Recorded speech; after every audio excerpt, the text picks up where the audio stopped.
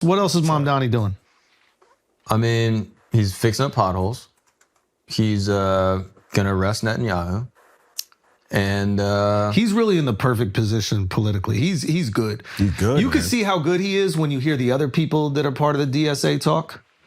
Oh, and they're not. Yeah. And they just sound retarded. Yeah. Like you could see how polished he is because he can articulate the ideas in a way where you're like, ooh, this kind of makes sense. And you care about, and then you see one of these chicks who's like 300 pounds overweight with purple hair in an interview. And she's just like, yeah, I think we just got to like get rid of white people. You know, like I don't think white people should be able to rent a place. That Asian lady, right? I mean, he's busting out perfect Chinese. 中温，可是我想试一下。 Yeah, but when I do that, I can't perform in fucking Toronto. You know what I mean? Slightly different. He's not saying shit. You don't really think that he's speaking fucking Mandarin? They love Mamdani so much he could just go and do that shit and people are like, oh no, he actually speaks Mandarin. He's faking it. That's fake. There's no way he's actually speaking Chinese. And none of y'all will ask a Chinese person about it. 百老汇演出的折扣。 百老汇, He's hitting that shit, bro. It sounds good, but none of us speak enough Chinese to know. I think it checks out. It checks out. Son. There's no way. The inflection is nice. He's nice with it, bro. No, he's nice. But what's interesting is like, it's like all right. He has to work for the online pundits. He has to work. Because he's the closest example of what they think is the way that cities should be run, right? Like he is their ideology for the online pundits. I'm talking about like the people existing in the online creator space. So they'll never criticize him because he is their ideology projected on the most important city in the world, right? So they got to be like, yo, he's cleaned the potholes. But he's also done a good job not having anything to criticize. Well, what I would say is that if he was move was kind of what I would say is if he was a moderate Democrat and he was doing clean up potholes, like if it was, I mean, fuck Cuomo, but if it was Cuomo who won and he was closing up potholes, they'd be like, how the fuck you can spend your time closing up potholes when people can't even fucking eat? You gonna spend your time closing potholes when people can't afford rent? You're gonna spend your time closing up potholes. You know what I mean? Like the criticism would be about what he's not doing. Yeah. But because he's the perfect representation of their ideology, they have to support everything he does and then give no criticism. But on the surface, he is trying to do, or at least like optically doing those things. Yeah. What I would say is, seem like he's doing. Where he's like, yo, you want food? I got a grocery store. You want rent freeze? I'm freezing the rent. Like, and whether or not it's working or not. what I would say is the reason we don't hear the criticism of it is because the online pundits that make their money criticizing can't, because he's the representation of their ideology. I see what you're saying, but I think he doesn't receive that much criticism because he's actually doing so much. He does a great job of making it criticism look like he does a lot. Yes, so if but you check every box, where can you criticize? But again, it's like, are the things actually being done?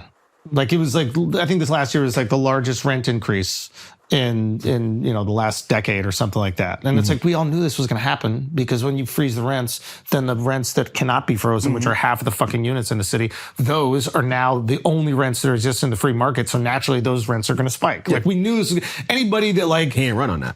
He ran on, I'm a freeze rent, and he got the rent freeze. So that's it. Which makes perfect sense. And it's why it's like, if we're just objectively like looking at it and going like, this is really like smart politics, it's great.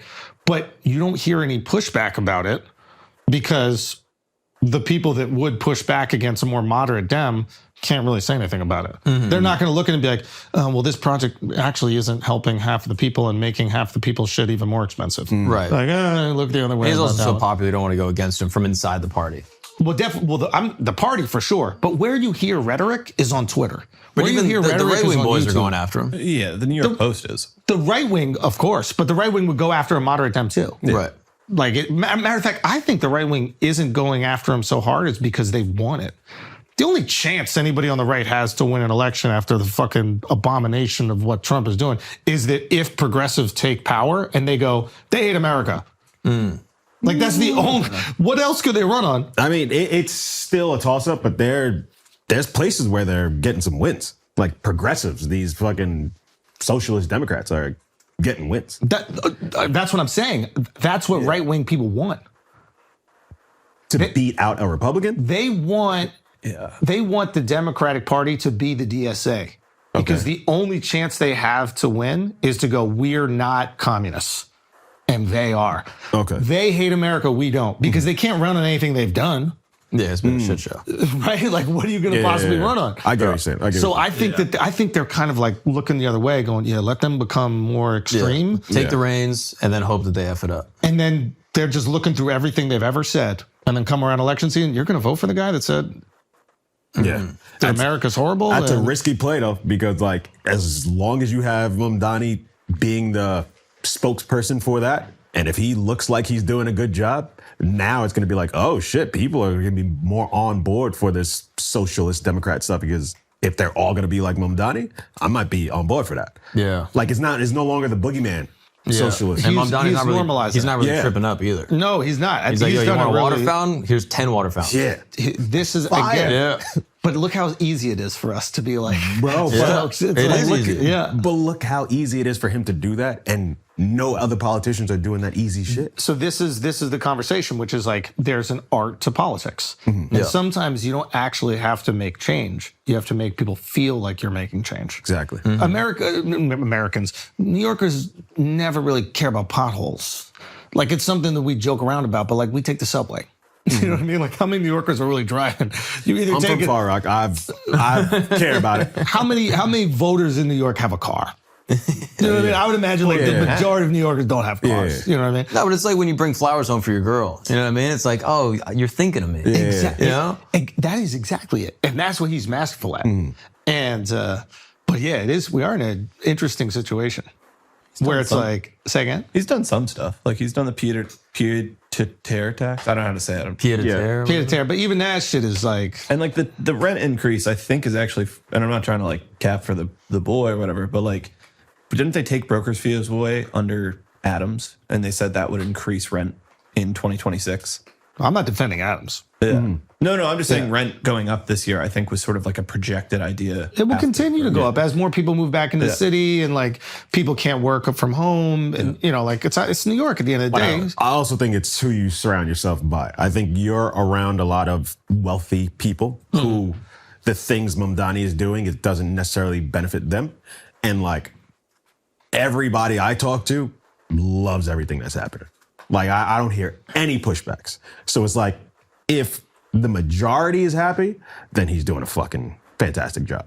Sure. If the minority is upset, it's like, that's gonna happen. Yeah. Like, you can't make everybody happy. For sure. The question I'm saying is more like, is this actually gonna positively impact people's lives, or is it flowers?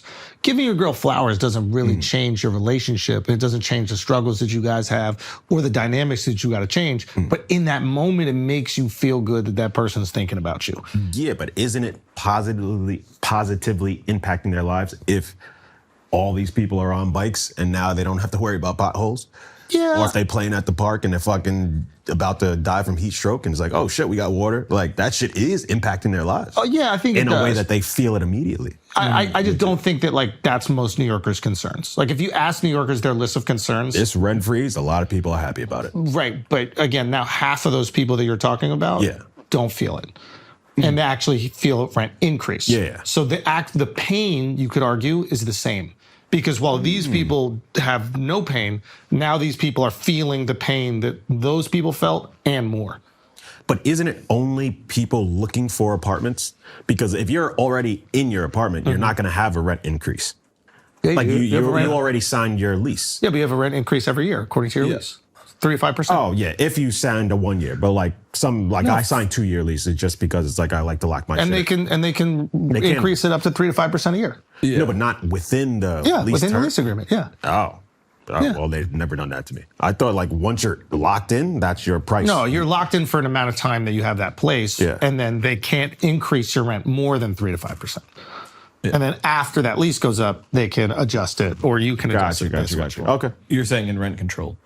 No, and just in life. Like if I sign a 5-year lease at a place, like that's the cost of the place, and then it can go up 3% a year or whatever it is. Even inside the lease term, I didn't know that. I thought it was once the lease expires. Also, aren't private rentals within the private market allowed to go up? Is there a cap on private rental increases?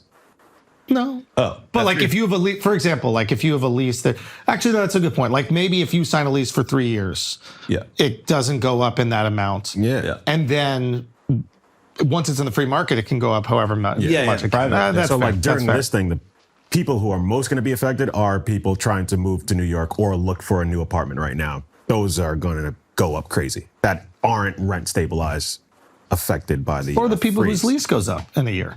Yeah.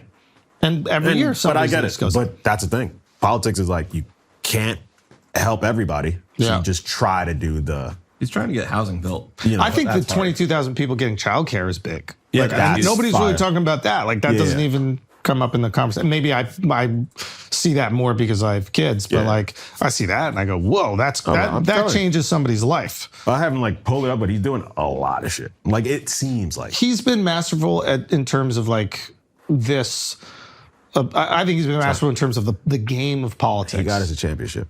Say again? He got us a championship. All right, let's chill out. And we got him elected. Let's so chill out. We So got it's us a even. championship. Let's chill out. No, Let's but chill out. You know, we got us a Knicks championship. No, Because we we got- got him elected. No, and he got us a Knicks let's chill out. championship. I see what you're saying. So, Let's chill out. In a way, flagrant.